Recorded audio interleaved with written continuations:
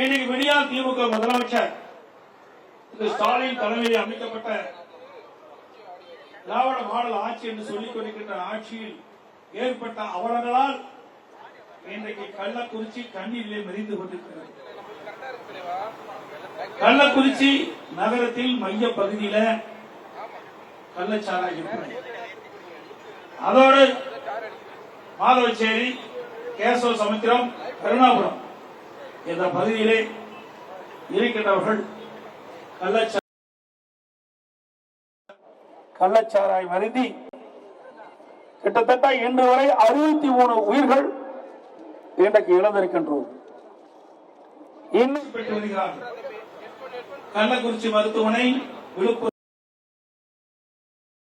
மருத்துவமனை, சேலம் அரசு பொது மருத்துவமனை, இங்க எல்லாம் 100க்கும் மேற்பட்டவர்கள் இன்னும் சிகிச்சை பெற்று வருகிறார்கள். அதிலே பல பேர் அபாய கட்டத்தில் இருப்பதாக தகவல். பல பேருக்கு கண் பார்வை பறி போய்விட்டது. பல உறுப்புகள் பாதிக்கப்பட்டதாக செய்திகள் எங்களுக்கு கிடைத்துள்ளன.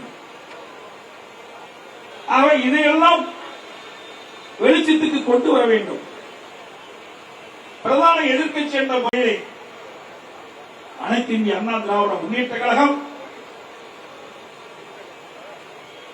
பாதிக்கப்பட்டவுடன் உடனடியாக நான் கள்ளக்குறிச்சிக்கு சென்று மருத்துவமனையிலே பாதிக்கப்பட்டவர்களுக்கு ஆறுதல் சொல்லிவிட்டு கள்ளச்சாராய் குடித்து மரணம் அடைந்தவருடைய அஞ்சலி செலுத்துவோம். இதையெல்லாம் சட்டமன்றத்திலே அரசுடைய கவனத்திற்கு கொண்டு வர வேண்டும்.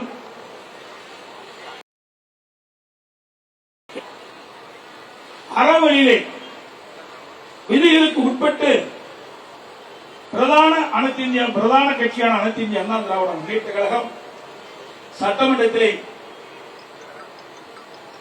பேசுவதற்கு வாய்ப்பை கேட்டோம்.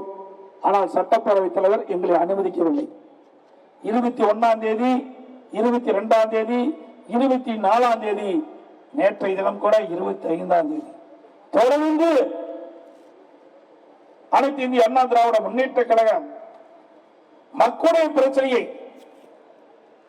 சட்டமன்றத்திலே அவருடைய குரலை மக்களுடைய குரலாக ஒலிக்க வேண்டும் என்று விதி 56 கீழ் நாங்கள் சட்டப்பேரவைத் தலைவருக்கு முறையாக மனு அளித்து அதன் மீது எங்களுக்கு சட்டமன்றத்திலே பேசுவதற்கு வாய்ப்பை தாருங்கள் என்று கேட்டோம். சட்டமன்றத்தில் மக்களுடைய பிரச்சனைகளை பேச முடியும்.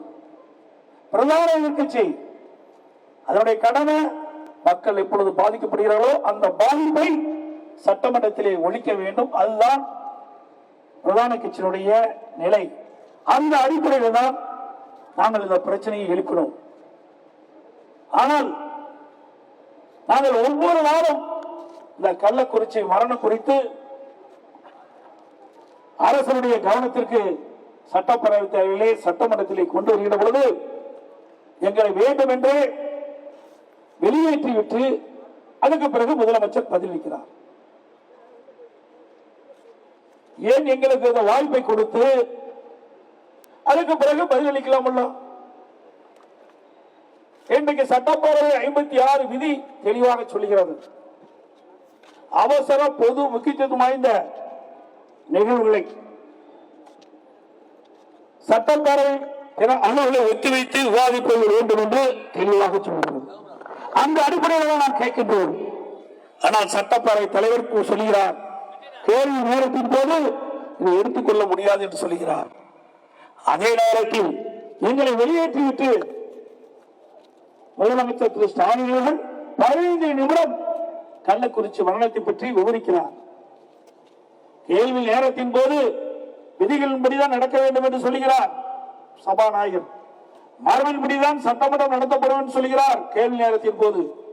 ஆனால் எதிர்க்கட்சி விதிகள் அடிப்படையில் பேசுவதற்கு வாய்ப்பளித்தால் மறுக்கப்பட்டு விதிகளுக்கும் மரபனுக்கும் மாறாக ஆளுங்கட்சி சேர்ந்த முதலமைச்சர் கேள்வி நேரத்தின் போது 15 நிமிடம் எடுத்துக்கொண்டு பதில் சொல்கிறார். இது எந்த விதத்தில் நியாயம்? ஆளுங்கட்சிக்கு ஒரு நியாயம், எதிர்கட்சிக்கு ஒரு நியாயமா? இதுதான் நீதியா?